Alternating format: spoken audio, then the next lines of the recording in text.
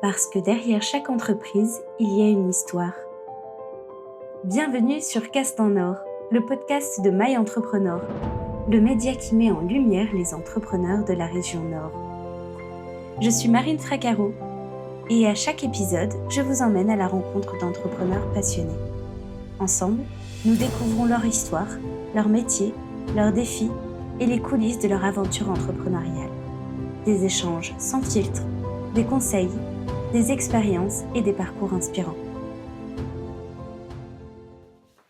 Bonjour et bienvenue dans ce nouvel épisode de Cast en Or, le podcast de My Entrepreneur. Aujourd'hui, j'ai le plaisir d'accueillir Valentine Ansley. Bonjour Valentine. Salut Marine. Avec Valentine, on travaille depuis plusieurs mois, ça fait un peu plus d'un an qu'on est ensemble sur la communication pour son entreprise Ancien Architecte et on est là pour parler un petit peu de ton parcours. D'ailleurs, est-ce que tu pourrais te présenter s'il te plaît ? Du coup, comme tu l'as si bien dit, je m'appelle Valentine Ansley, et je suis architecte. Donc ça fait combien de temps que tu es archi là maintenant ? Je suis diplômée depuis 2015, donc ça fait 11 ans déjà. Ça va vite. Ça va vite, ça y est, on a passé la barre des 10. Tu sais que je l'ai trouvé vieux, ceux qui avaient 10 ans d'expérience. Ça y est, maintenant tu fais partie de cette catégorie. Et ça ne va faire que continuer, en fait, tout simplement. Oui. Tu as eu ton diplôme en 2015 et tu es devenue architecte à ton compte en 2020, il me semble. 2020, c'est ça. Donc année Covid, à quel moment du Covid d'ailleurs ? Et en plein Covid au mois de mars. Ok, donc oui, vraiment le confinement... Ah oui. L'ordre des archives m'a inscrite officiellement le 25 mars 2020, en plein Covid. On était confinés depuis 12 jours. Donc tu avais déjà commencé les démarches, tu te doutais bien Exactement. que ça n'allait pas... Est-ce que... Depuis janvier. Janvier, J'avais ouais. fait ma demande d'inscription au mois de janvier et c'était plein, donc ils m'ont dit ça passera au mois de mars. Du coup, là, tu as commencé à être à ton compte en étant confinée. Comment ça s'est passé les premiers débuts Au final, pas si mal, puisque comme on était confinés, les seuls projets pour lesquels je pouvais bosser, c'était de la conception. Et comme je continuais à bosser en partie pour l'agence que je venais de quitter et je commençais à bosser aussi avec un bureau d'études, finalement, ça s'est très bien goupillé puisque je n'avais pas de chantier, j'avais que de la conception à gérer. Ok, donc tu as pu en réchapper. Pourquoi tu avais décidé de te lancer à ce moment-là ? Alors, c'est un projet qui était en cours depuis 1 an déjà quand j'ai monté l'agence. Quand même. Ouais. J'ai toujours voulu être à mon compte. Ça a toujours été un projet. Je ne pensais pas le faire si jeune, parce que j'ai monté l'agence à 27 ans. Je m'attendais plutôt à le faire à 40 ans, quand j'aurais de l'expérience et que je me sentirais prête. Finalement, je me suis sentie prête à 27 ans. Et je l'ai lancé après une expérience de 4 ans dans une agence où j'avais vraiment géré des projets de A à Z. On m'a proposé, en fait. Il y a un bureau d'études qui m'a approché en me disant tiens, je cherche une archi pour m'installer. Finalement, j'ai dû faire des démarches parce que j'étais diplômée en Belgique. Okay. Donc le temps de demander l'équivalence du diplôme en France. J'ai eu toute cette démarche pendant laquelle j'ai bossé dans une grosse agence où j'ai fait du logement, chose que je ne maîtrisais pas puisque je faisais essentiellement, exclusivement même de l'ERP, des établissements qui reçoivent du public dans ma première agence. Donc pour compléter mon panel de formation, j'ai fait du logement dans une grosse agence pour laquelle j'ai continué à bosser après. Je suis partie en bon terme. Et donc c'est toute cette démarche qui a fait évoluer mon projet et qui m'a fait dire en fait, j'ai pas besoin d'un bureau d'études pour m'installer. Il avait besoin de ma signature. En fait, je peux la gérer toute seule. Et c'est comme ça que j'ai lancé l'agence. Tu as osé te lancer plus tôt que prévu. Ouais. Je suppose que tu regrettes pas. Pas du tout. Pas du tout. Là, du coup, ça fait un peu plus de 5 ans. Tu as eu tes bureaux ça fait maintenant. Plus de 6 ans même. Plus de 6 ans. On a 6 ans, 6 ans et demi quasiment. 6 ans et demi. Tu as réussi à avoir tes bureaux il y a maintenant 3 ans à peu près. On est installé depuis 3 ans. Installé depuis 3 ans, donc ça continue de grossir. Tu es maintenant avec un salarié, un employé.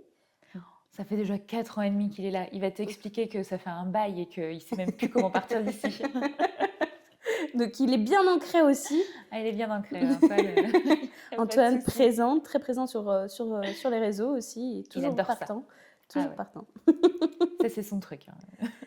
À ce moment-là, peut-être maintenant, peut-être même avec le recul, tu dirais que c'était C'était quoi ton plus grand défi pour lancer en fait? Euh, je dirais que c'est m'affronter moi-même, affronter mes peurs, mes doutes. Est-ce que j'en suis capable? Mmh.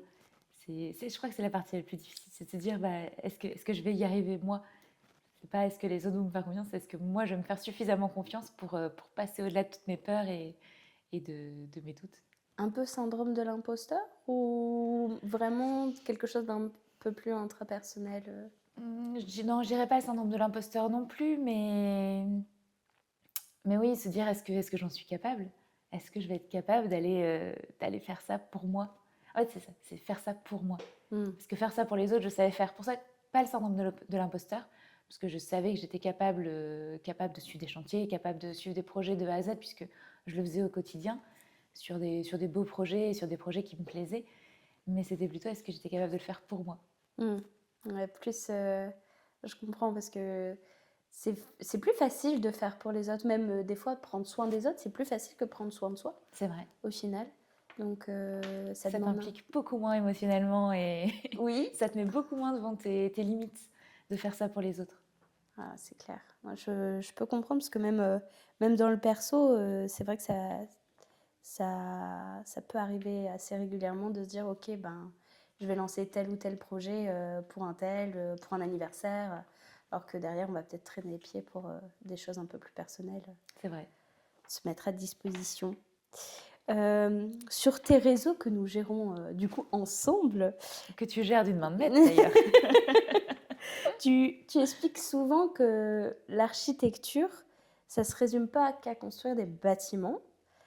C'est quoi ta vision du coup de ton métier, en fait? Effectivement, aujourd'hui, on travaille quasi exclusivement dans la réhabilitation. Rénovation, réhabilitation. Donc on fait forcément de la construction, puisqu'on reconstruit des parties de bâtiments, mais on a des contraintes qui sont autres, qui sont un peu plus complexes qu'une simple construction, où tu as juste le terrain, les contraintes urbanistiques, les contraintes techniques du terrain en lui-même. Là, on vient ajouter les contraintes du bâtiment existant, qu'on récupère ou pas, qu'on récupère souvent en partie, qu'on rénove pour la plupart du temps. Et donc, on a une contrainte qui est supplémentaire, mais qui, je trouve, est hyper enrichissante. Donc tu travailles dans la réhabilitation, tu fais aussi bien des écoles, des bureaux, de l'industrie, des équipements publics. Comment conçois-tu un lieu qui devra vivre sur plusieurs décennies? Alors ça se fait dans le choix des matériaux, notamment, dans le choix du mode de rénovation. On peut parler de mode constructif, mais on est dans la rénovation, pas dans la construction pure et dure. Ça va dépendre. En fait, c'est un panel complet. Quand tu as un bâtiment existant, tu fais dans un premier temps un diagnostic de ce qu'il y a, de ce qu'on peut récupérer ou pas, de ce qui est intéressant de récupérer ou pas, aussi bien en termes d'espace, en termes de matériaux, en termes de structure. Tu as des structures qui sont plus viables. On l'a eu sur un projet, je pense au projet d'école de Gauchin-Verloin, où initialement on gardait une partie du bâtiment qu'on a dû démolir parce qu'en démolissant les bâtiments à côté, ça a fragilisé la structure Ah oui. de cette pièce-là qu'on conservait. Donc on a fini par tout raser. Ça fait partie des aléas de chantier en rénovation. Où initialement on s'était dit, bon, allez, on garde une partie, on rénove les parties autour qui n'étaient pas viables pour le coup dans le fonctionnement de l'école. Et cette classe qui était en bon état, qui n'a finalement pas survécu sans le soutien des bâtiments à côté. Donc c'est toute une série de choses que tu dois prendre en compte, aussi bien sur la structure que les matériaux, que les usages. Les usages sont hyper importants parce que tu peux rénover, avoir des matériaux neufs, avoir une structure qui tient. Si par contre les usages ne peuvent pas durer dans le temps, tu n'es pas plus avancé. Donc il faut avoir des lieux qui s'adaptent aux futurs besoins. Là, dans ces cas où tu dois, au final, ce qui n'était pas prévu, raser une partie, les clients, est-ce que tu as un peu de tout au niveau des réactions? Ou vu que c'est du bâtiment, tout de suite, ils vont, ah oui, non, il n'y a pas le choix, quoi. Non, tu as vraiment de tout dans les clients, mais ça, je pense que c'est universel. Tu dois pas avoir deux clients identiques non plus. Non, du tout. C'est clair. Donc effectivement, tu as des réactions qui sont différentes. Il faut savoir composer. Mais on sait, c'est aussi ça qui fait partie du côté fun du métier, c'est qu'on travaille, tu l'as dit, aussi bien pour des écoles. Donc là, pour les écoles, en général, on a affaire, pour ce qui est école privée, aux OGEC, aux directeurs de l'école, qu'aux mairies, parce que quand c'est du public, c'est les mairies qui gèrent. On bosse pour les mairies, donc pareil, c'est au maire, selon les tailles de communes, ça peut être le maire et ses adjoints, ça peut être le maire, ses services techniques, ses adjoints, ses services techniques. Donc, tu peux avoir une multitude de personnes face à toi qui n'ont pas toutes les mêmes contraintes, qui n'ont pas toutes les mêmes attentes. On travaille dans du logement, on bosse pas mal avec les bailleurs sociaux, avec des marchands de biens. Ils ont chacun des attentes différentes. Donc, quoi qu'il arrive, on s'adapte. On est obligé de s'adapter et c'est ça que je trouve génial. Ah ouais, surtout qu'il y a t'es un peu spécialisé dans la réhabilitation, mais dans tellement de milieux différents, mais beaucoup de lieux de passage, ou en tout cas où il y a d'humain. Oui, à l'humain, c'est, je crois, le cœur de chaque projet. En quelques années, ton agence a grandi et tu n'es plus seule aujourd'hui. On en parlait justement de Antoine auparavant. Quel regard tu portes sur cette évolution? C'est génial. Bah, regarde, on travaille ensemble. Moi, je trouve ça génial. La partie la plus dure, ça a été de me dire, bon ok, là, tu peux plus tout gérer toute seule. De quoi tu as besoin? Donc, dans un premier temps, Antoine est arrivé, il y a 4 ans et demi maintenant. Et puis, petit à petit, les choses ont fait que je me suis rendue à l'évidence que je ne pouvais pas tout faire. Et le plus dur, c'était de sélectionner ce que je gardais. C'est pour ça qu'aujourd'hui, on a Fred qui gère toute la partie administrative, parce qu'il fait ça très bien et qu'il ferait ça bien mieux que moi. Tu gères les réseaux et le site web parce que tu fais ça bien mieux que moi. Et je peux me concentrer sur la partie qui me plaît et qui est quand même la base de mon métier, c'est l'architecture. Donc je pense que se développer, ça m'a aussi permis de recentrer ce que j'aimais, ce que je voulais faire et de développer l'agence tous ensemble. Et ça, c'est génial. C'est vrai que déléguer, c'est pas du tout un travail facile quand tu te mets à ton compte. Déjà au début, t'as pas le choix que de faire tout seul parce que ben t'as pas les fonds pour avoir des spécialistes ou des experts dans chaque domaine. Donc tu es multicasquette, tu gères l'administratif, la com, ton métier et ton métier qui prend du temps. Et en plus, ça prend encore plus de temps de faire des choses sur lesquelles t'es pas expert. Tout à fait. Et du coup, c'est vrai que quand tu peux évoluer et déléguer, ça fait du bien de pouvoir se reconcentrer sur son métier. Carrément. D'autant plus que c'est pas du tout ma personnalité de déléguer. J'ai plutôt tendance à tout gérer et avoir du mal à lâcher prise. Donc réussir à le faire dans le boulot. Dans le perso, j'y arrive à peu près, mais c'est encore difficile. Dans le boulot, réussir à le faire, c'est déjà une énorme victoire pour moi. C'est vrai que te connaissant également dans le perso, c'est vrai que tu as tendance à apprendre beaucoup de choses, en tout cas, et à dire bah, si j'ai envie que ce soit fait vite, il faut que je le fasse moi de toute façon. Je vais le faire et ce sera mieux comme ça. Il y avait une image, je ne sais plus qui me l'avait envoyée, c'était tu connais une femme indépendante, tu as 3 secondes pour l'aider si elle te demande de l'aide, et au bout d'une seconde et demie, allez, à la limite, elle aura déjà tout retourné, ça fait le truc qu'elle ne sait pas faire. Et je ne sais plus qui m'avait envoyé ça, mais c'était drôle. Et c'est vrai que je n'ai pas forcément la patience d'attendre. Si j'ai envie qu'un truc soit fait, je le fais tout de suite. Bah, ça revient un peu à un post qu'on avait fait récemment sur cette envie de tout contrôler. Au final, est-ce que déléguer, ça n'a pas été l'un des grands points de croissance que tu as eu en fait dans ta boîte? Si, c'est vrai qu'on a fait le post, c'était à propos d'Antoine. En fait, déléguer les parties administratives, réseau, en soi, c'était facile parce que ce sont des choses que je ne maîtrise pas. Déléguer l'archi, c'était compliqué parce que c'était mon bébé, c'était quelque chose que je maîtrisais. Donc, faire confiance à Antoine, ça a été pour moi une grosse étape, c'est vrai, mais que je ne regrette pas du tout. Après, ça s'est fait au fur et à mesure. Ça fait 4 ans et demi qu'il est là. On a appris à se connaître petit à petit. Et le fait d'être une petite agence, bah, ça resserre tout de suite les liens. Au début, on était à 2. On a démarré dans mon appart. On avait le bureau, mais j'avais pas d'autre choix que de lui faire confiance. Je partais en vacances, il avait les clés et il venait bosser dans mon appart. Donc, ça crée tout de suite du lien, ça crée tout de suite un climat de confiance qui est indispensable quand tu travailles. Et après, la chance que j'ai, c'est que tu le répéteras pas, Antoine. Non, parce que il va me le ressortir. Mais la chance que j'ai, c'est quand même qu'Antoine est top et que qu'on a la même vision des choses et le même côté très carré et Vous êtes très très contrôlant. perfectionnistes tous les deux. Enfin, je trouve dans les interactions que je vois à chaque fois, l'un comme l'autre, vous démordez pas sur, en tout cas, la qualité de votre travail. Et ce qui est intéressant, c'est que comme on a chacun notre vision des choses, on est perfectionniste, mais pas forcément sur les mêmes points. Ouais. Il y a des choses sur lesquelles moi je vais dire ok, c'est bon, on peut lâcher, et où Antoine va dire non, non, là on tient, on tient, on tient, et inversement. Et c'est drôle de voir comment on arrive à interagir ensemble et à conclure tout ça, surtout. Ce qui n'est pas le plus facile. Il faut savoir qu'on ne s'est jamais disputé. On n'a jamais eu un mot plus long que l'autre, où il n'y a jamais eu de tension, malgré nos côtés perfectionnistes, et Une belle équipe. une belle équipe.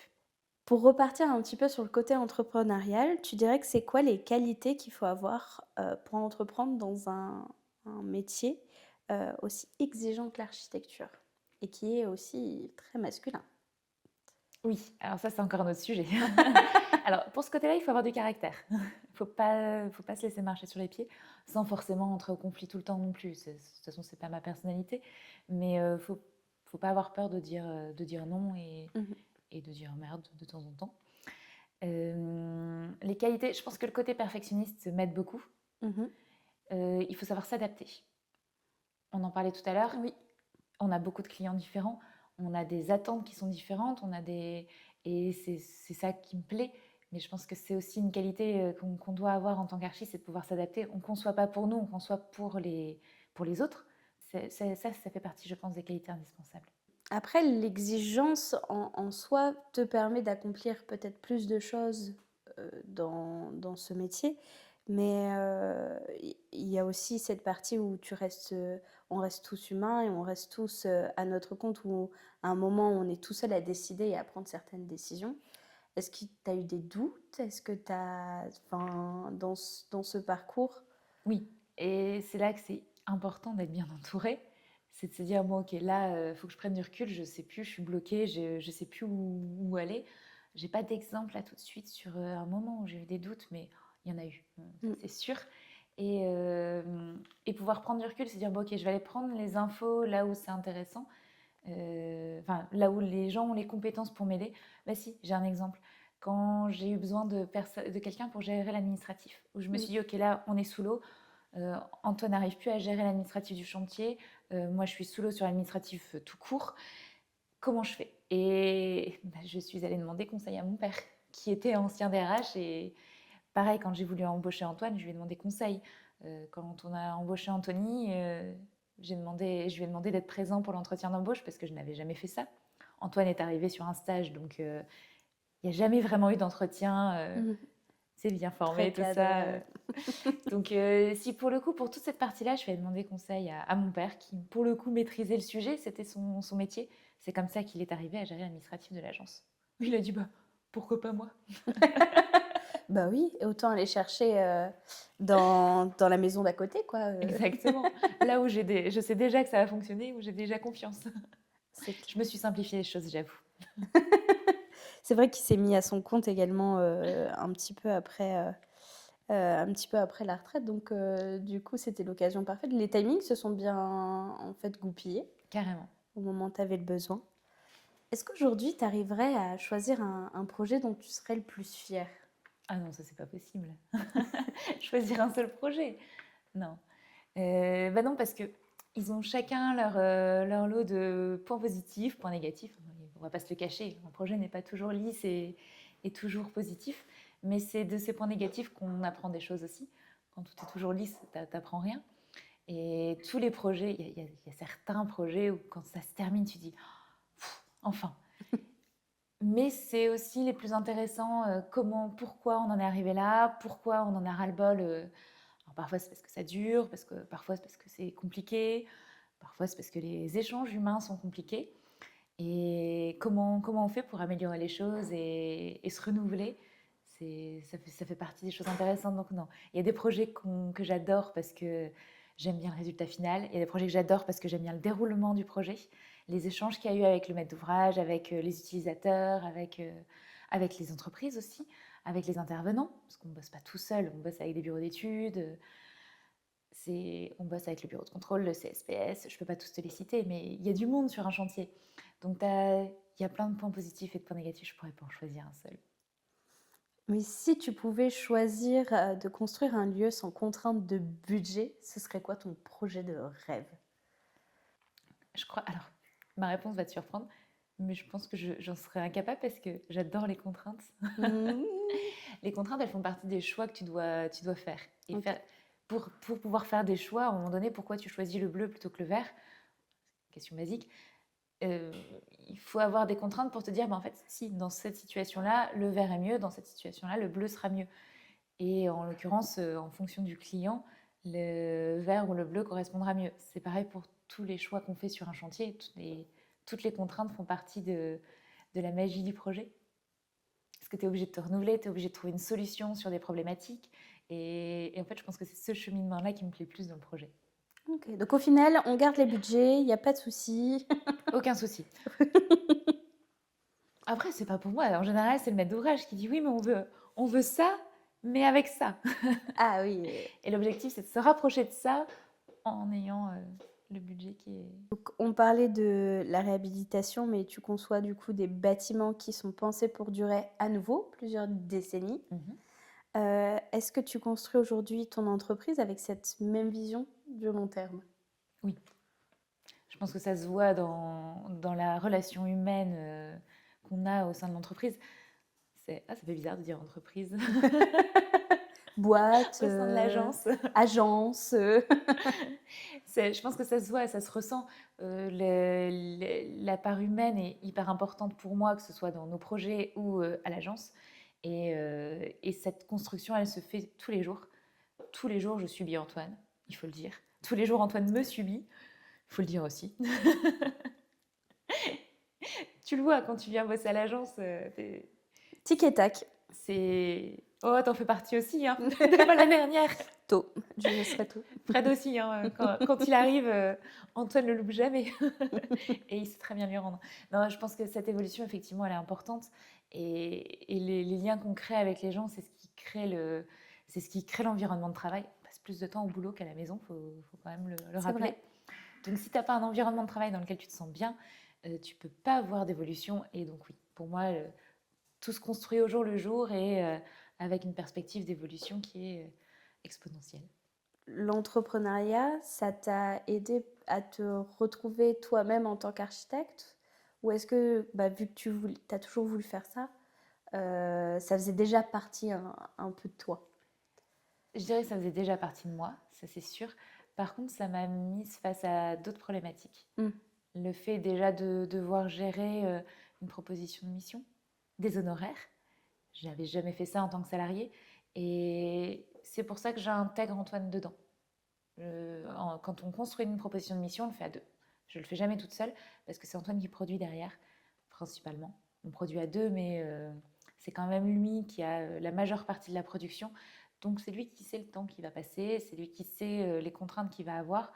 Et donc on l'a construit ensemble. C'est, je pense, une évolution que je propose, que je n'ai pas connue moi en tant que salarié et qui a été mon premier levier. La première grosse contrainte quand je me suis retrouvée entrepreneur à devoir chiffrer une mission, c'est comment on chiffre? Combien mon temps vaut? Combien mon travail vaut? Ça, c'est la question la plus dure. Ah, ça, c'est dur. Tu vends un produit, le produit a une valeur. Tu vends un service, quelle valeur a ton service? C'est hyper dur. Et c'est là où on en parlait tout à l'heure. Ma première contrainte, c'était moi-même. C'était de me dire combien vaut mon travail, combien je vaux.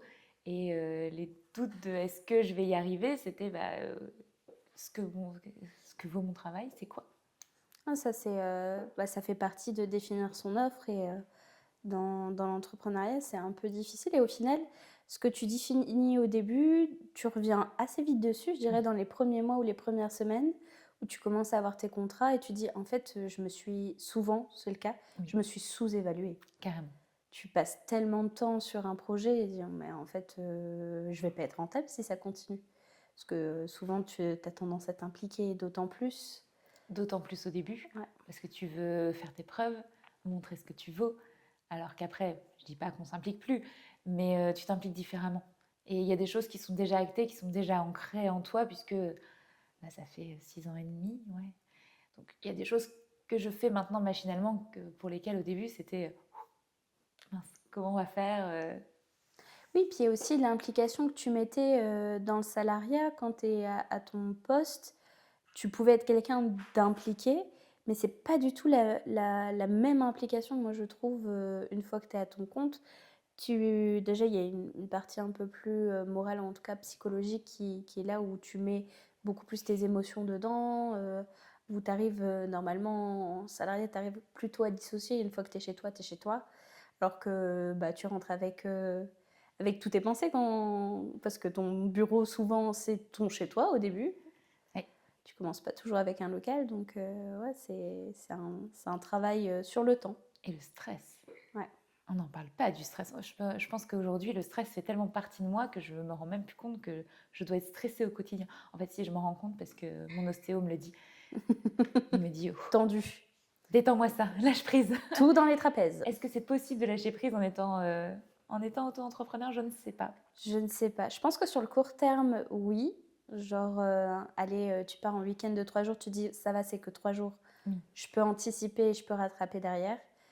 Par contre, je me dis sur des temps un peu plus grands, 2 semaines, 3 semaines, quand tu veux partir en vacances, bah, tu mets plusieurs jours à déconnecter dans ta tête et même dans le travail parce que tu as toujours envie de checker tes mails. Je pense que si tu n'as personne derrière et que tu es vraiment tout seul, c'est très difficile. C'est là où Antoine m'aide beaucoup. C'est que je peux partir une semaine, 15 jours sans trop regarder les mails. De toute façon, si je les regarde, je me fais engueuler. Parce qu'il regarde si je regarde. Et il regarde les mails qui sont ouverts. Alors, je vais t'avouer un secret. De temps en temps, je les mets en non-lu après les avoir lus. C'est ma technique aussi. Je prends l'information et je sais quand est-ce que je peux répondre. Non, moi, c'est pour pas me faire engueuler. Mais c'est vrai que depuis qu'Antoine est là et qu'il a pris plus de responsabilités aussi à l'agence, je peux partir en vacances une semaine, 15 jours, sans être angoissée et sans trop penser au travail. Ah, c'est l'avantage. C'est clair que ça fait du bien c'est vrai, de ne pas être tout seul dans cette aventure qui peut être plus que stressante. De toute façon, on le dit, tout seul, on va vite, à plusieurs, on va plus loin. Exactement. Et le but, c'est d'aller loin. Hein. Le but, c'est d'aller loin. On est d'accord. Est-ce que pour terminer, tu pourrais peut-être nous donner une définition d'une architecture réussie? Une architecture réussie, c'est une architecture dans laquelle tout le monde a pris part. Pour moi, on en parlait tout à l'heure, l'humain. L'humain, c'est important. Avoir dès le départ inclus les personnes qui vont utiliser le bâtiment plus tard, c'est pour moi indispensable puisque c'est eux qui sont dedans. Donc tu ne peux pas la réussir sans avoir leur retour, leurs attentes, leurs besoins. Et même sur un même sujet, parce qu'on travaille plusieurs sujets, mais sur un même sujet, tu vas avoir différentes façons de fonctionner. Et l'objectif, c'est de comprendre comment les gens vont fonctionner au quotidien, comment, si on prend une entreprise, parce qu'on travaille aussi pour les bureaux, tu fais des bureaux pour, allez, on va parler d'agences d'archi, pour 2 agences d'archi, ils ne vont pas forcément avoir les mêmes façons de fonctionner. Alors qu'on fait le même métier, on a les mêmes échanges. Si tu visites plusieurs agences, tu verras qu'elles ne sont pas forcément toujours faites de la même façon. Et tu as quand même des petites différences parce que tu as des façons de fonctionner et des personnalités différentes au sein de l'agence. Et c'est de ça, je pense qu'il faut s'imprégner dès le départ pour pouvoir avoir à la fin un projet qui leur convient. Donc une architecture réussie, pour moi, c'est une architecture qui prend en compte la façon de fonctionner, la façon de vivre les lieux de ses futurs usagers. Du coup, pour avoir une architecture réussie, il faudrait peut-être contacter Ansli Architecte ou est-ce qu'on pourrait vous retrouver moi, je sais déjà. Et ben alors, suivez nos réseaux sociaux, puisque Exactement. Marine les gère avec une main de maître, et notre site web. Site internet, donc www.ansli-architecte.fr et disponible sur LinkedIn, Instagram et bientôt un nouveau format qui arrivera à la rentrée qu'on aura hâte de vous montrer. Spoiler alerte. En tout cas, merci pour ton temps aujourd'hui, Valentine. Mais merci à toi, Marie. Cet échange était très agréable. C'était un plaisir de faire ça sous un nouveau format. On fait plein de formats ensemble, mais là, c'était nouveau et c'était trop bien. Ouais, je suis d'accord. Très sympa. Merci pour ton temps. Merci à toi. Merci d'avoir écouté cet épisode de Cast en Or. S'il vous a plu, pensez à vous abonner, à laisser une note ou un commentaire. C'est le meilleur moyen de faire découvrir le podcast à d'autres entrepreneurs. Et si vous avez un parcours entrepreneurial, une histoire à raconter ou une expertise que vous souhaitez partager, je serai ravie d'échanger avec vous. Retrouvez Maya Entrepreneur sur LinkedIn et Instagram ou contactez-nous directement. À très bientôt pour un nouvel épisode de Cast en Or.